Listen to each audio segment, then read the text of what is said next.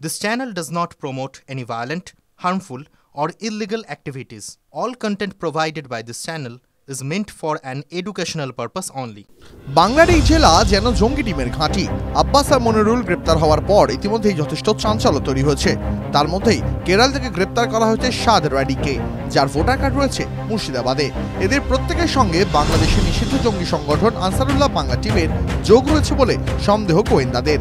এবার সেই জঙ্গি সন্দেহভাজনের সঙ্গে মিলল তৃণমূল চোখ। মুর্শিদাবাদের নওদা এলাকার ভোটার তালিকার নাম রয়েছে সাদ রাডি, আর তার নিকটাত্মীয় ছিলেন তৃণমূল পরিচালিত পঞ্চায়েত সমিতির সদস্য। প্রশ্ন উঠছে, তৃণমূলের সহযোগিতাতেই কি নওদা এলাকায় ভোটার কার্ড বানিয়েছিলেন সাদ রাডি ওরফে মোহাম্মদ শাব শেখ? নওদার দুর্লভপুর এলাকায় রয়েছে সাদের পিসির বাড়ি। তার পিসির পুত্রবধূর নাম রাকিবা খাতুন। 2018 থেকে 2023 পর্যন্ত নওদা পঞ্চায়েত সমিতির সদস্য ছিলেন তিনি। আর সেই সুযোগে কাজে লাগিয়ে এই ভোটার কার্ডে কি নাম তোলা হচ্ছে? প্রশ্ন উঠছে। তৃণমূলের যোগসাজশ নিয়ে সরব হয়েছে বিরোধীরাও। এই বিষয়ে জেলা পরিষদের কর্মাধ্যক্ষ সাফিউজ্জামান শেখ বলেন, কিভাবে নাম উঠেছে জানা নেই, আমরা জানতে পারলে আগে ব্যবস্থা নেওয়ার জন্য আবেদন করতাম। এলাকার বাসিন্দারা জানান, পিসির বাড়িতে মাঝে মধ্যেই যেতেন সাদ, আবার ফিরে যেতেন, তবে ভোটার তালিকায় থাকা নামের কথা তারা জানতেন না। আপাতত রাকিবা খাতুন বাড়িতে নেই, ফলে তার কোনো প্রতিক্রিয়া পাওয়া যায়নি।